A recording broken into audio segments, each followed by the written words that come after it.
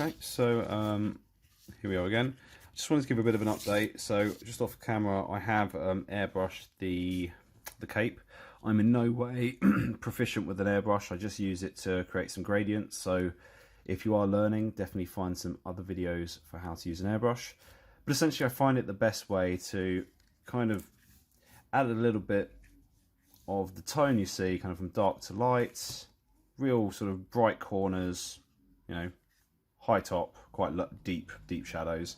So I find it is just a more gradual transition than you would get from using a brush. So I just want to add some colour to the hair. I mean, you can see it's slightly worn already, but I'm not too fussed because we're going to be doing some dry brushing.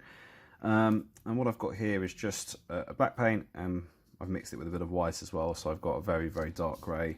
I'm just going to take a little bit more black and just make that a little bit darker. And so firstly is the eyebrows. So I'm not trying to necessarily dry brush just yet. I just want to get that kind of bristly, you know, slight paint on the brush. And you can see how the brush is as well. It's quite flat. You can physically see the separated bristles as well. And now I just want to kind of dab it over it.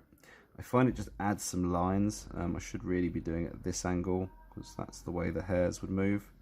But I just find personally that when I'm looking at eyebrows up close, if it's one base colour, it just doesn't feel right. So I just try to add, especially when you're going for, I have started with a stark like black. You know, black always has some sort of shade and will highlight as a bit of a grey. So that's just something I personally would like to add. And then with the same paint, you can see here, just letting it really now dry into the brush. I just want to start dry, sorry, let's get that right. Start dry brushing over the top, very, very lightly, just so it can bring out all those lines in the hair. I've now just made myself a much lighter grey, just so I can kind of add that to some of the more prominent areas of the hair. I know some people might go lighter than this, but personally, when like someone like Superman, who I think does have pretty jet black hair, I don't like going much lighter than probably a grey stone colour. I may try and add a little bit of that into the eyebrow as well. As I said, this model is quite small, so don't expect to get too much detail there. You kind of get my gist. So as always, I wasn't entirely happy with that finish, so I just added that very watered down grey. Oh, sorry, very watered down grey, and just added it all over. I think it's brought down the grey a little bit and looks a bit more, or blends more into the black. So I've added that one thin coat of the cheap blue paint. Definitely going to need to do a second. And I've had to use the large and the medium brush just to fill that in. So I am still limiting myself to these three. I'll come back once the second coat is complete. I just wanted to add, whilst that was drying, I got some of the Kiesler Flesh out again, the highest flesh tone. Watered it down a lot, and I've just been kind of touching upon some of these highest areas just to really help bring that colour out. So I've just brushed his eyebrow there. Just places like here, the nose, chin, a nice bum chin there. We are going to just highlight the lips when we're ready. So again, it's quite useful to do this as well. So you can see I got a bit of the black on the top of the ears, so it just helps me neaten it up as well.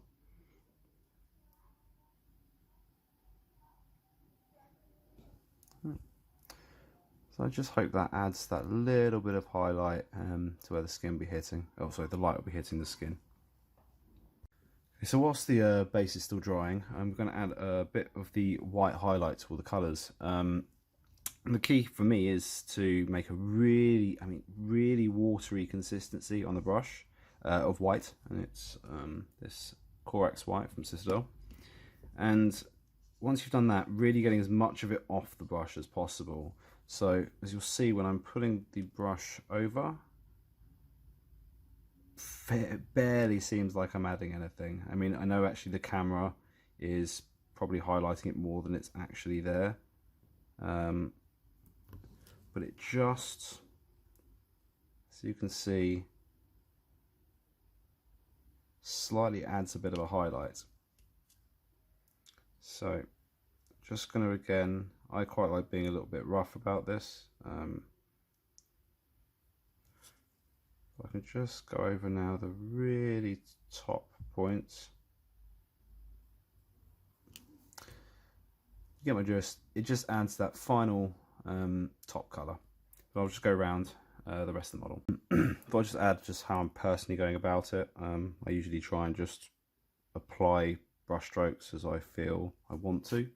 And so here I have really just tried to apply it quite rough, as you can see, the way I've gone around. So just sort of picking out those most prominent bits. I appreciate, you know, I'm obviously limited by these 3 brushes, but I quite like the fact that it's scratching across the top. I'll come to the next stage where we blend the 2 in, but I just wanted to highlight that as a personal preference, I wanted to go for this slightly scratchier finish, maybe the way the light's bouncing off it. So I'm now finished with the white highlights, and I have added just a tiny bit onto the red as well. Probably can't even see it, but it should just help to bring up some of those tiniest points. Same again on the toe. Probably, as you can guess, I find whenever I do this, the white ends up being a bit stark. So I've now gone back down to that Calgar blue, which is the lightest blue we've got. Really watery, and we do exactly the same again. Just brushing this over to kind of to blend that white into the blue. So I'll go over the whole model and I'll come back. So I've just decided to go around any of the separating colours, so between the yellow, between the black, around the Superman sign, just with a black ink, or it's black ink slightly watered down, and I'm just lightly dropping it into these cracks. So see here, I think it just really helps all those colours pop out. So you can now see what I mean. It's just got that sort of black line around all the colour changes. I think it just adds a sort of cartoon effect and really helps each of the colours stand out. So I've put a third coat of the cheap dark blue onto the base, and I've just got the Aldorf blue, and I've just been adding that to the top from about the midway point of all of the shards.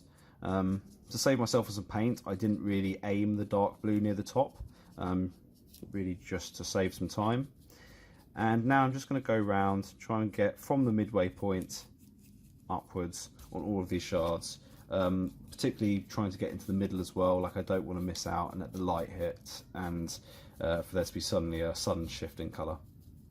So I'll come back when that's done. So I've covered all of that with the Aldorf blue, come from about just below halfway upwards, and hitting some of the rocks as well, just because of course they'll be cold, but I'm trying to keep that darker shade really at the lowest points of everywhere on the model.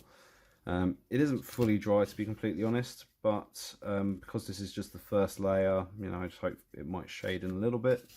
Now I'm just going to go up a tone, so realistically top third, and try and now shade that in. Now just going to get some white.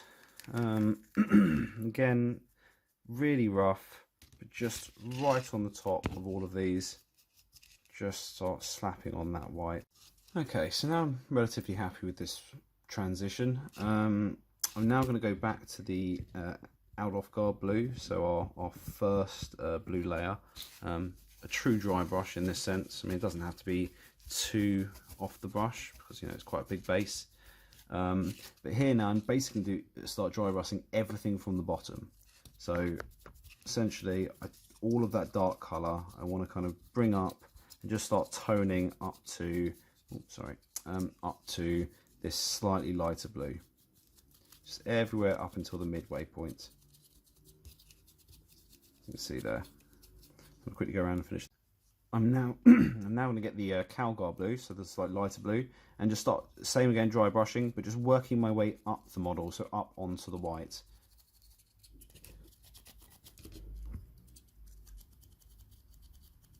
You can see I'm not really going any further than that halfway point where I just dry brushed with the Aldorf Guard blue, so that first blue. And then we're going to go finally back to white right at the top. So it's a slightly heavier dry brush just because I do want to make sure that top is, you know, a relatively solid white. And as I wanted that solid white, I'm just kind of with my brush now, actual solid paint, watered down still quite a bit. I'm just going over the tops of these just to really make sure it's still got kind of a good transition to a solid white. Keep it moving because if it is quite watery. So I'm quite self-professed in the sense that I don't spend a lot of time on my bases, but at the same time I do think that's a nice enough transition, particularly for ice, particularly when we've just used 3 colours without any washes as well. If I had a blue wash, well, a lot of it, I'm running quite low, I would have covered this with the blue wash and then probably given it an additional dry brush in the same steps, because that would have helped with the transition process. I'm now just going to add black around the base. So I just wanted to recap on the tools used. This has been sort of an interesting project for me because we've limited ourselves, well myself, I don't know why I'm doing that, to these 3 pretty tatty brushes that we've used for filling in gaps, washing off the model, dry brushing, stippling, layer lines, pretty much the lot. So it really just proves what we can do. I only use 2 types of sandpaper, 400 grit predominantly, and the 60 grit which I used on the base. And then we have our flesh paints, blue paints, red, yellows, and I use these larger black and blues as well, along with a few washes and the black ink.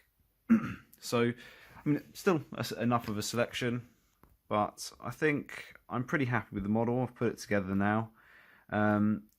I'm going to put in a little bit of this still water just into the grooves here, just because I think it will add to the melting ice effect.